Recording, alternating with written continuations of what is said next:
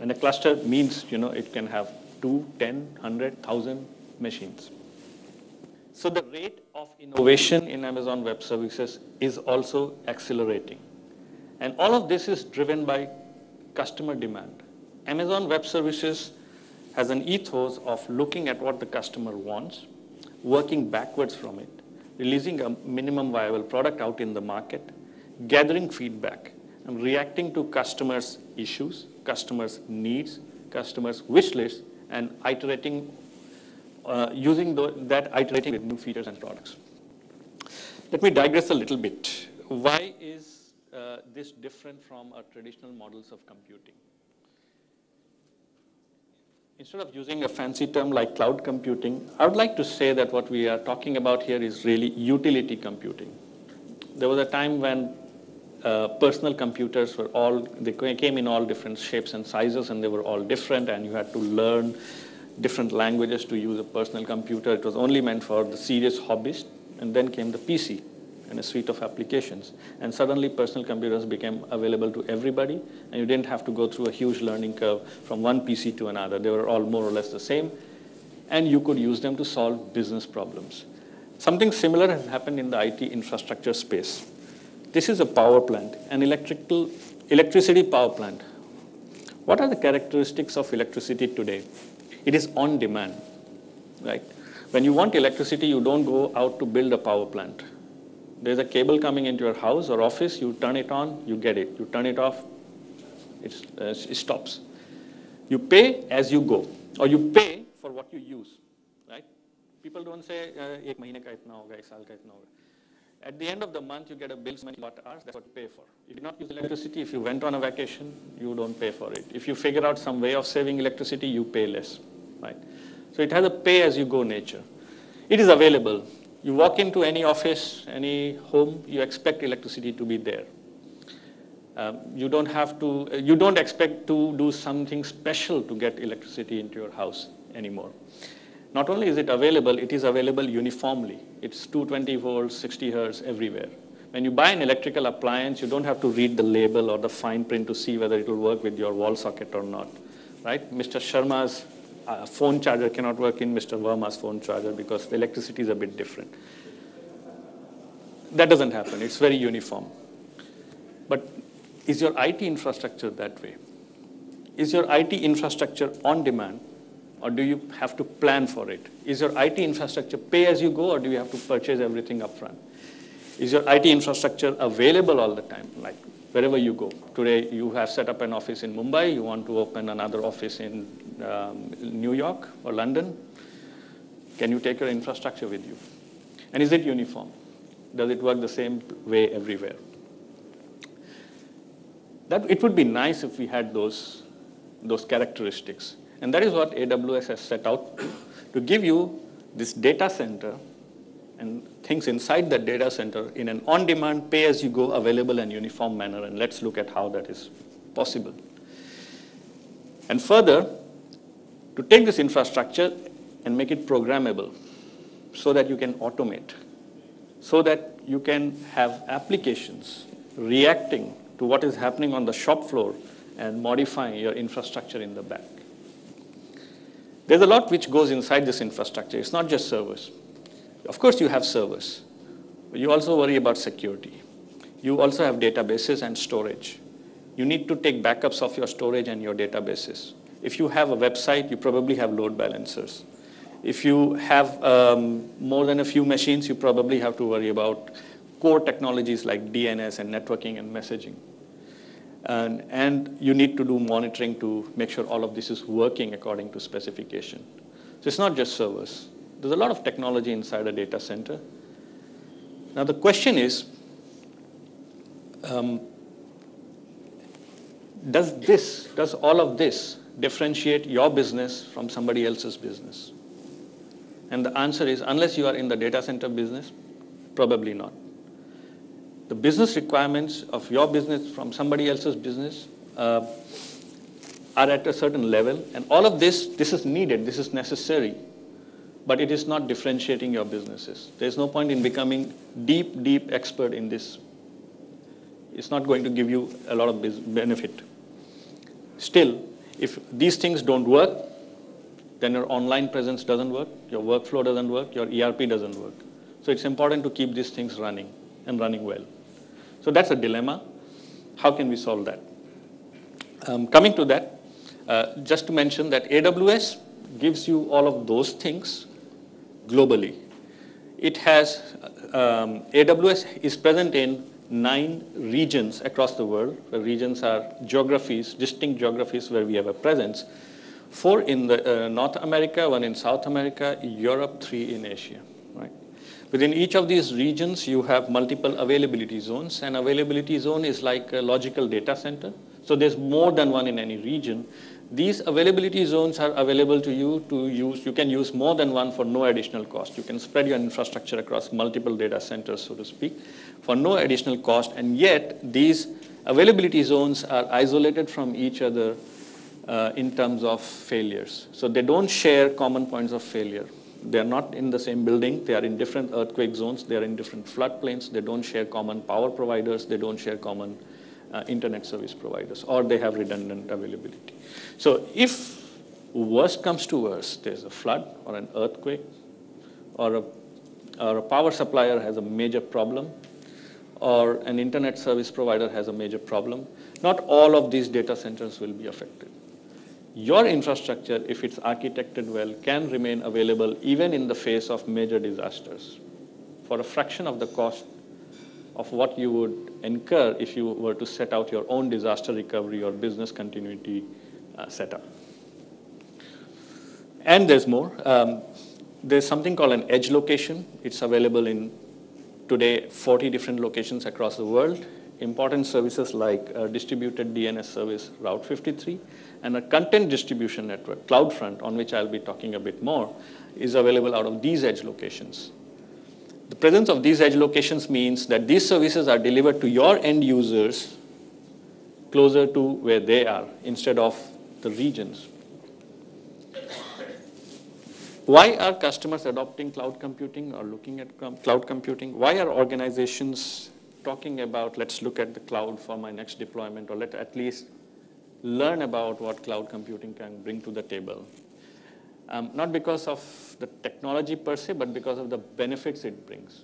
At AWS, we would like to think that while everybody has their own definition of cloud computing, we would like to define cloud computing by the benefits it brings to you.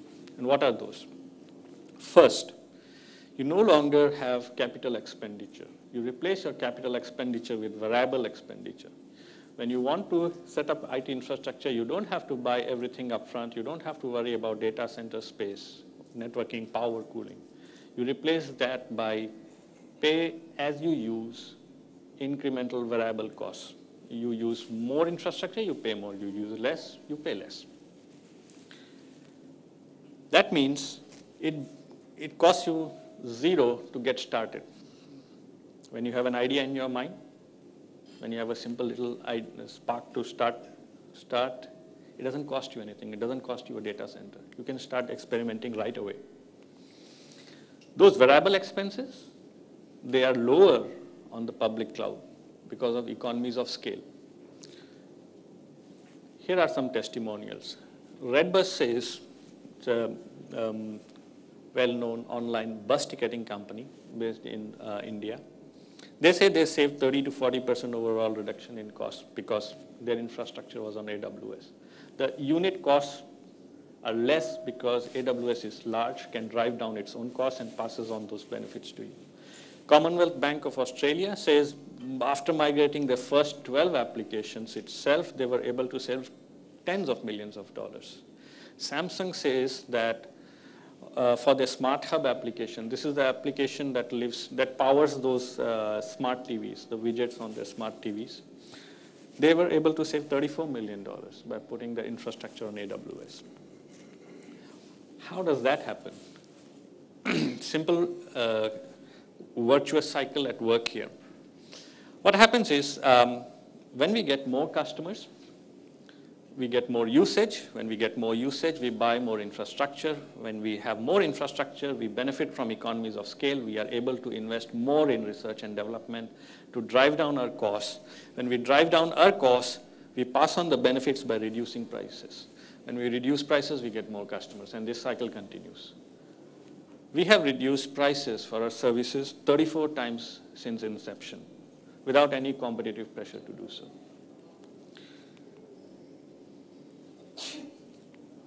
With lower costs, yet another benefit is the elasticity of the capacity.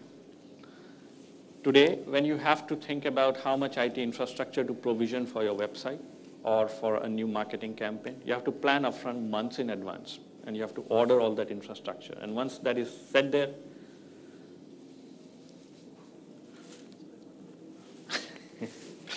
I'm being reminded about the times. With AWS, you do not have to guess your requirements and guess capacity.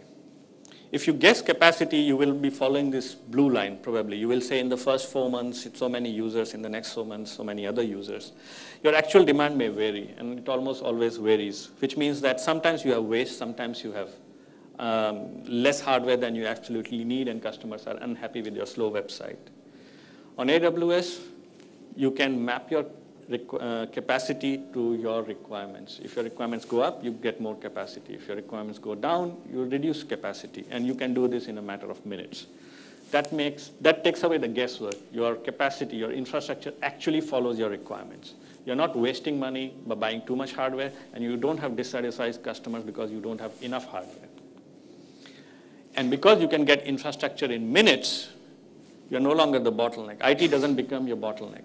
IT can focus on giving infrastructure to your business stakeholders faster, driving innovation. When you get all this agility, you get several benefits. Hungama says they are able to accelerate innovation and reduce time to market. India Today Group says that they used to wait for weeks to deploy a new website. Now they can do it in minutes. News Limited says they were used to deployment times of 2 months. So from idea to website, 2 months. Now it just takes 3 days. That's because the infrastructure is now faster to acquire.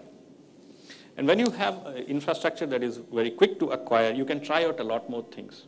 You can try out a lot more things, and you can throw away those things which don't work out. They're not costing you. Failure doesn't cost you that much. When the cost of failure is less, you can experiment more. When you experiment more, you make innovation happen. Further, as I mentioned, compute, storage, DNS, networking, those things are very important, but they do not differentiate your business from another business. That is heavy IT lifting that everybody must do, but it doesn't differentiate. What differentiates is problems that are unique to your business, ideas and concepts that are unique to your business, insights that are unique to your business. So AWS takes care of things like data centers, power, cooling, cabling, and so on and so forth. So you don't have to buy and install hardware. You don't have to set up software on that hardware. You don't have to build out new data centers. But you can still get all of this. You can still get all of this on a pay-as-you-go, on-demand basis. What that means is you save a ton of time. When you save a ton of time, you can take that and you can invest it back in your business, in solving problems which are unique to your business, trying out experiments which can benefit your business. And finally, you can go global in minutes. So you started out somewhere, say in Singapore or in India. Your audience becomes global. You have customers here. You can get that same infrastructure anywhere across the globe in a uniform manner. Who benefits from this? Manthan, another Indian company, says they can take their analytics products and they can sell it to retail customers all around the world. Ramco says they are able to take their global customers a flexible and scalable ERP. Capillary says they were able to reach customers all across the world by utilizing AWS regions. What are analysts saying about AWS? Well, there's quite a lot of data here, but I just want to highlight that currently the 451 Group's research says in the public cloud infrastructure as a service, AWS has a bit more than half of the market. Gartner 2013 Magic Quadrant of IaaS providers puts AWS right here in the leaders quadrant, whereas everybody else is sort of clustered here, as you can see. Forrester Wave says, again, AWS is right there somewhere in the leaders wave. So analysts are looking at AWS and saying that among infrastructure as a service providers, AWS is by far the leader.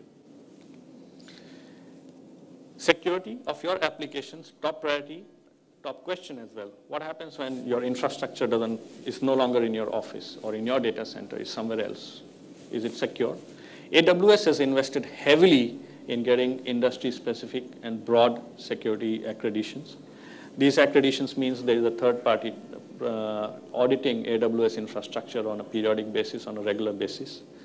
SOC 1 Type 2, ISO 27001, for those who are doing credit card processing, PCI DSS level 1, which is the highest level in PCI, and so on and so forth. So whatever the industry, chances are AWS has already highest level of certification there. What do you want from your infrastructure? Right? Enough technology, but let's talk about what you use this infrastructure for. You want scalability. Festival time, a lot of users going to visit your website. Will your website be up? Are you scrambling to buy more hardware? With AWS, there are features to scale your infrastructure up automatically and scale it down automatically. So festival time, automatically more infrastructure is added. Festival gone, automatically infrastructure is released. You paid only for the amount of time that you actually needed that extra infrastructure. Who benefits? Here's a site, Pinterest.